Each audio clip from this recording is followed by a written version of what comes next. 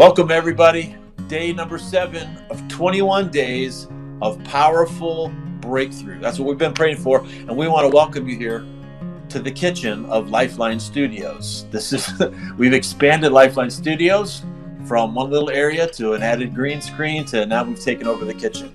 But we're glad that you've joined us. And by the way, before I forget, on October 24th, we're going to have everybody over. We want to have you over, open house, all Lifeline friends and family to come and see after we move back in the house. So, and to celebrate 10 years of Lifeline. So anyway, but today is day seven of 21 days of we've been asking for God for breakthrough, praying through our ABCs of prayer. And so we're glad that you joined us. I'm here today with the chickadee, Marcy. Welcome to your own kitchen. She loves when I do this. She loves it. She loves being on camera. She lives for the camera. So anyway, so today the focus is, if you read today's verse and today's devotion, Psalm 46:10. Remember it? Say it to the people. What is it? Be still and know that I'm God. Be still and know that I'm God. So we've been asking everybody the question. I'm going to ask you the same thing. So what is this passage, or that short little verse? What does this devotion even say? Well, what would you take out of it? What was your big draw from it? Well, the devotion talks about actually a lot of times when you're going through dark times or dark periods in your life or hard periods, that we tend to go to social media or our friends, and a lot of times you'll put a cryptic update on your page. Your favorite thing. Yeah. Which I don't, but a lot of people do that, and it tends to then, of course, everybody's like, what's wrong? What's going on? And or you wear it all over your face, that there's something going on. And I, instead of going to God, which was the whole part of the devotional, which I tend, in reflecting, I tend to do the opposite. A lot of times I tend to go the other way and kind of retreat and not want to share with anybody. Yeah. And that's not to say I don't lean on God, but I just do tend to kind of close up a little bit. Or that you don't tend to lean on people. Right. Yeah. Right. You're first right. You don't wear your heart on your sleeve. You certainly don't post everything out on social media. And listen, I know some people do that. That's the way they deal with things. But I think the lesson here is, hey, be quiet for a little bit, and don't overreact. You don't have to broadcast that.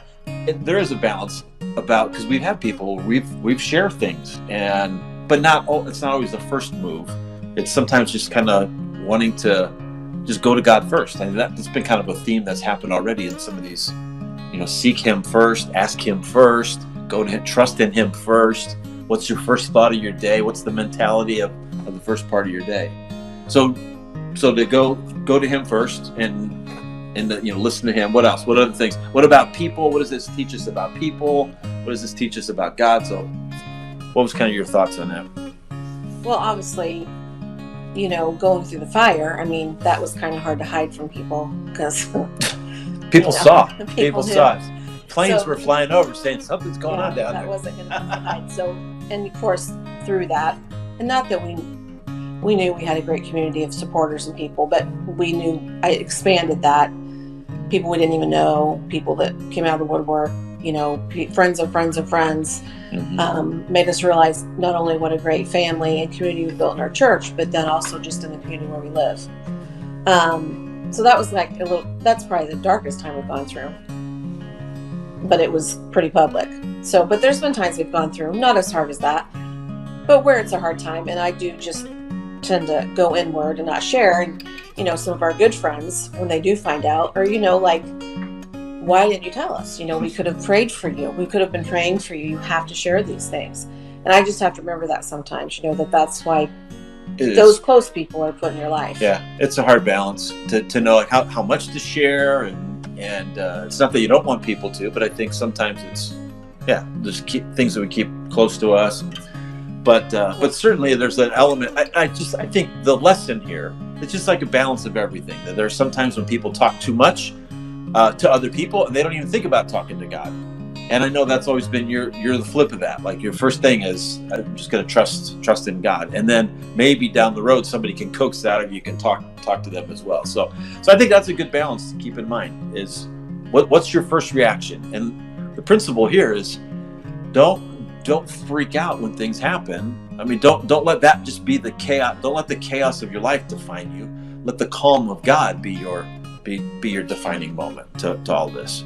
So what else? Any other things that jumped out, stand out about this? I mean, those were the main takeaways, that I got. And I think my faith is pretty strong. I can't say that I've ever, yes, I guess you could be tested, but I really, honestly, and I just think it's testament to what the household I grew up in, and then in that legacy and that upbringing, because it's never a question in my mind, that God is there. And of course there's worry, you're human, there's going to be worry about things, but God always provides and God always comes through. And I just think that's how I grew up. It just was instilled in me from such a young age, faith. And so, Yeah.